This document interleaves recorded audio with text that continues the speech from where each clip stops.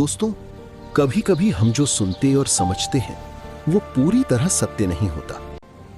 आपने कई महापुरुषों की बातें सुनी होंगी, कई बुद्धिमानी पुरुषों और गुरुदेव की बातें सुनी होंगी। उनका कहना यह होता है कि संसार जीवन मोह और माया से भरा हुआ है। हमारे रिश्ते, हमारा धन, हमारी इच्छाएं, ये सब बस माया जाल है और जीवन का असली लक्ष्य तो मोक्ष है, मुक्ति है।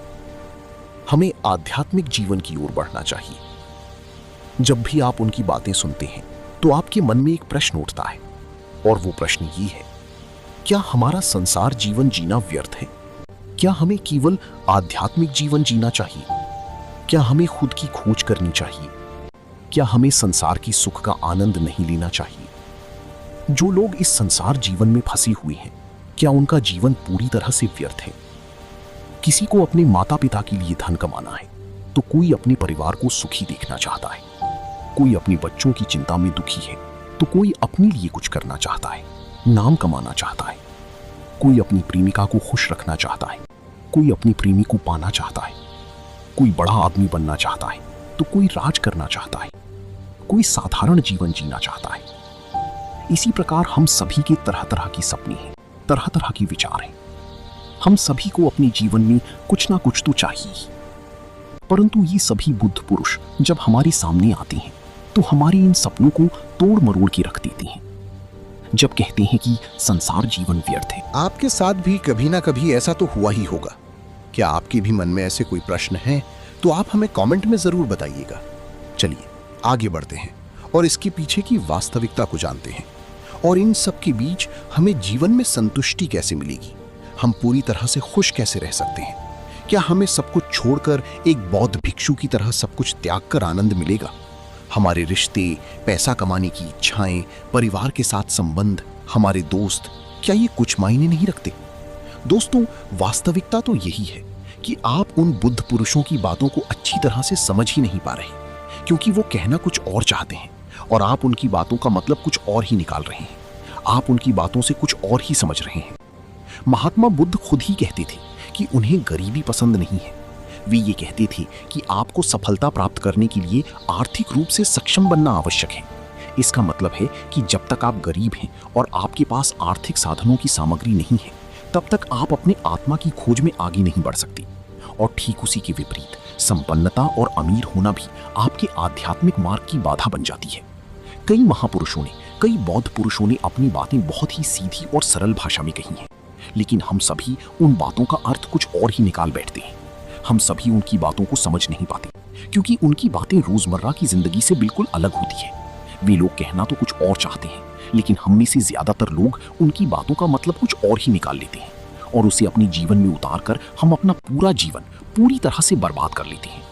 चलिए इसे कहानी के माध्यम से समझते हैं। एक बार की बात है, महात्मा बुद्ध नगरवासियों को उपदेश दे रही थी। महात्मा बुद्ध कह रहे थे कि संसार के माया जाल में मत फंसो, संसार से ऊपर उठो। संसार से ऊपर उठकर ही तुम संसार को जी सकते हो। संसार में जो फंस गया, जिसने अपनी बुद्धि का इस्तेमाल नहीं किया, वो व्यक्ति जो समय पर अच्छे कर्म नहीं करता और बुरे कामों में जुड़ जाता है, वो आने वाले समय में बड़े दुखों का सामना कर सकता है, क्योंकि उसके बुरे कर्म ही उसके दुखों का कारण बनेंगे। इसलिए आप सभी इस संसार की मोह माया अर्थात इच्छा, लालच, क्रोध इत्यादि को ध्यानपूर्वक देखते हुए अपने कर्म करें। इतना कहकर महात्मा बुद्ध ने अपना उपदेश समाप्त किया और वहां से चले गए। महात्मा बुद्ध जब ये उपदेश दे रहे थे तो वहां पर उस नगर का सबसे धनी व्यक्ति वहीं पर मौजूद था और उस व्यक्ति पर महात्मा बुद्ध की बातों का बहुत गहरा असर पड़ा। उसका मन अब सांसारी जीवन में नहीं लगता था। वो सांसारी जीवन से हटने लगा था। अब उसे अपना सब कुछ किया हुआ व्यर्थ नजर आने लगा था। देखते ही देखते कुछ ही सालों में उसका सारा व्यापार चौपट होने लगा था। उस धनी व्यापारी के परिवार के सभी सदस्य उसे इस तरह से देखकर बहुत चिंतित रहने लगे थे और जब भी कोई उससे बात करने की कोशिश करता था तो वो धनी व्यापारी एक ही बात कहता, ये धन दौलत तो सब बेकार की चीजें हैं, ये सब तो मोह माया है, सब बेकार है। भला हम रिश्ते निभाकर क्या करेंगे?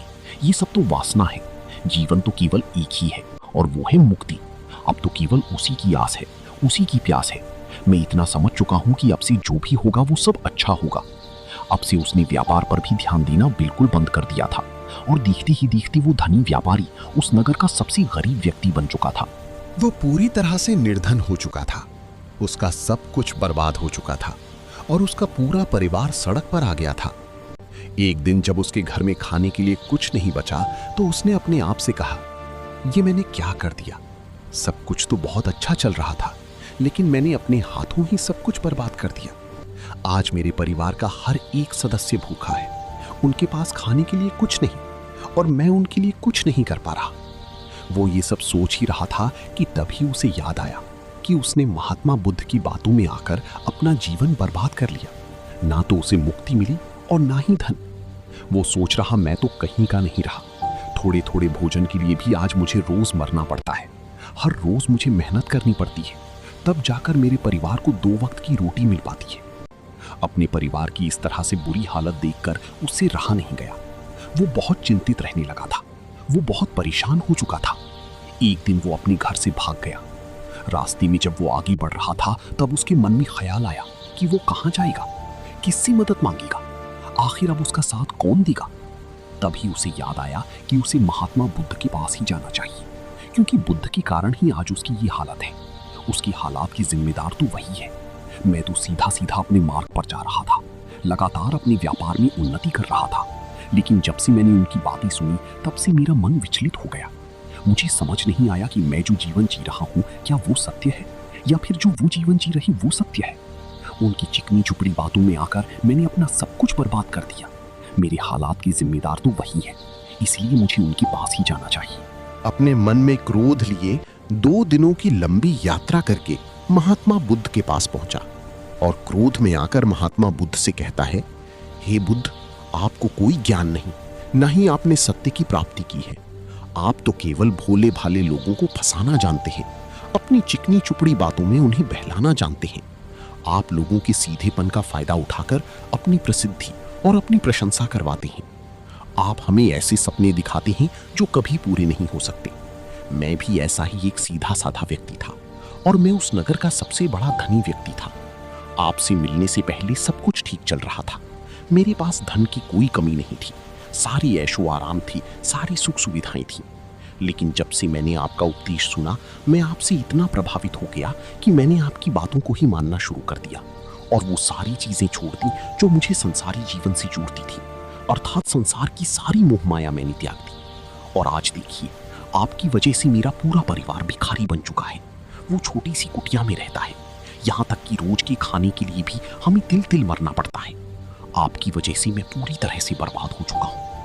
उस व्यक्ति के इतना कहने के बाद महात्मा बुद्ध शांति से मुस्कुराते हुए उस व्यक्ति से कहते हैं, आखिर तुम्हारे साथ क्या हुआ है और तुमने मेरी बातों का क्या मतलब निकाला। इस पर वो व्यक्ति महात्मा बुद्ध को सारी बातें बता देता है। आप कहते हैं कि धन दौलत की इच्छा करना, ये कामना, ये वासना सी बुरी है। आप सांसारिक जीवन को बुरा कहते हैं और खुद इस संसार में आकर भिक्षा मांगते हैं। आप आध्यात्मिक जीवन को अच्छा बताते हैं, किंतु मेरा एक प्रश्न है, इस आध्यात्मिक जीवन से हमें क्या मिलता है?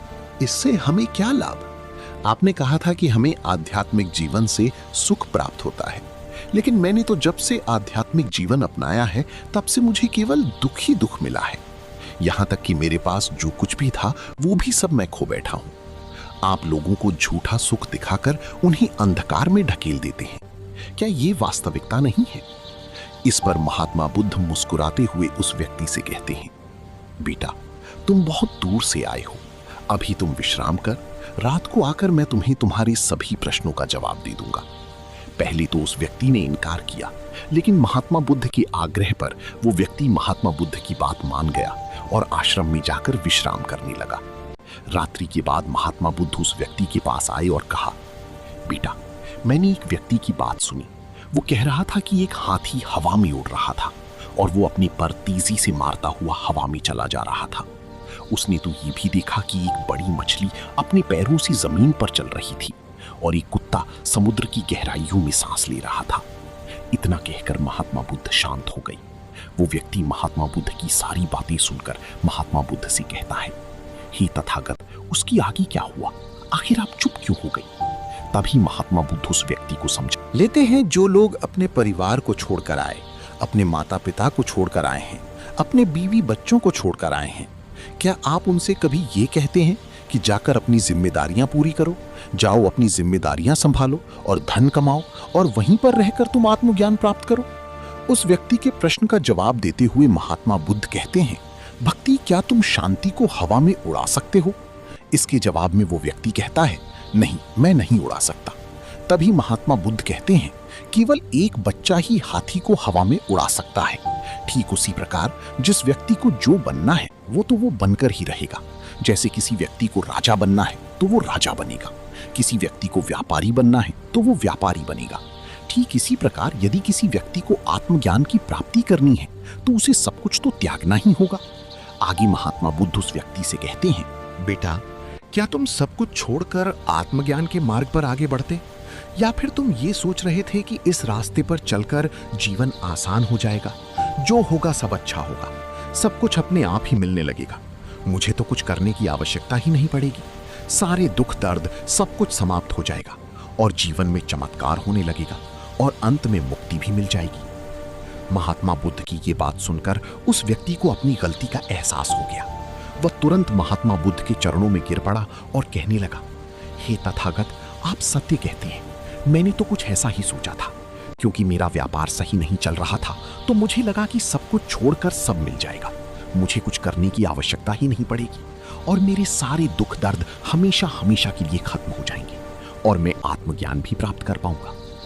तभी महात्मा बुद्ध उस व्यक्ति से कहते हैं, बेटा, भिक्षु हो जाना कोई आसान बात नहीं है, इसके लिए सब कुछ त्यागना पड़ता है।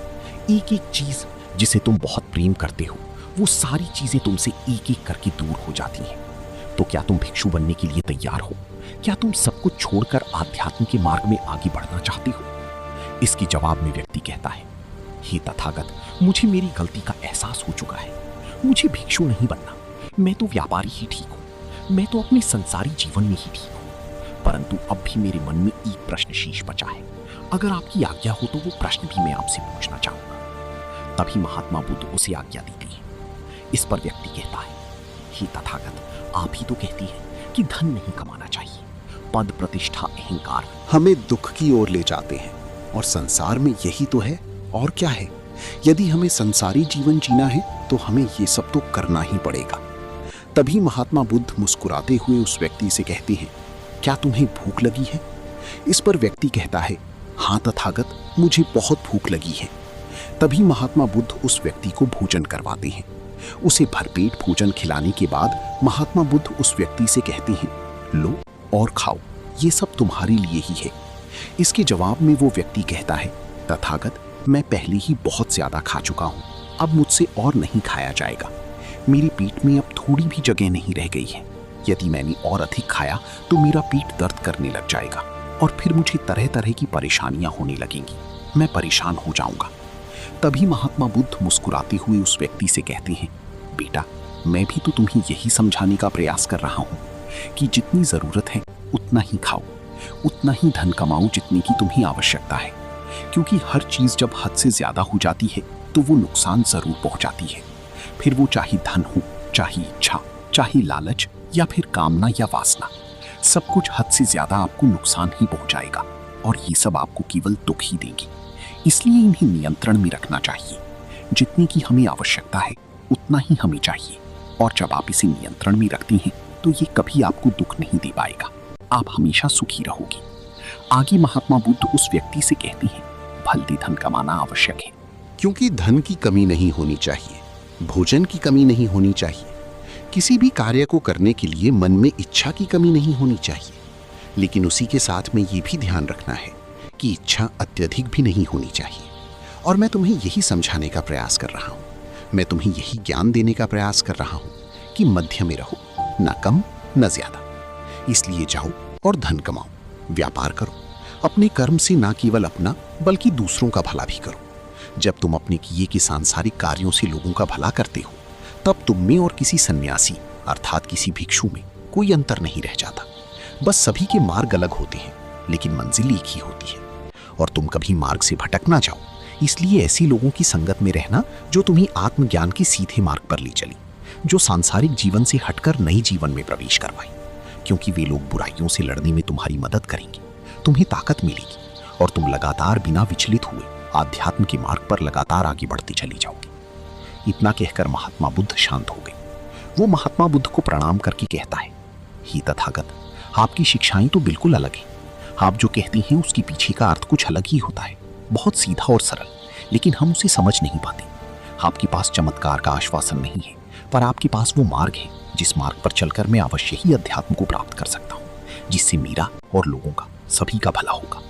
ही तथागत, ये मेरी ही गलती थी कि मैंने आपकी बातों का गलत मतलब निकाला और एक व्यापारी होकर भी मैंने अपने कर्म को छोड़ दिया और ये सोचने लगा कि अब अपने आप ही सब कुछ होगा, सब कुछ अच्छा ही होगा।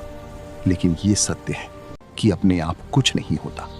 जब हम हाथ पैर चलाएंगे, काम करेंगे, कर्म करेंगे, तभी हमें फल मिलेगा। जब हम हाथ पैर मारना छोड़ देते हैं तो नदी का बहाव हमें अपने साथ बहा कर ले चला जाता है और तब हमारे हाथों में कुछ नहीं रह जाता।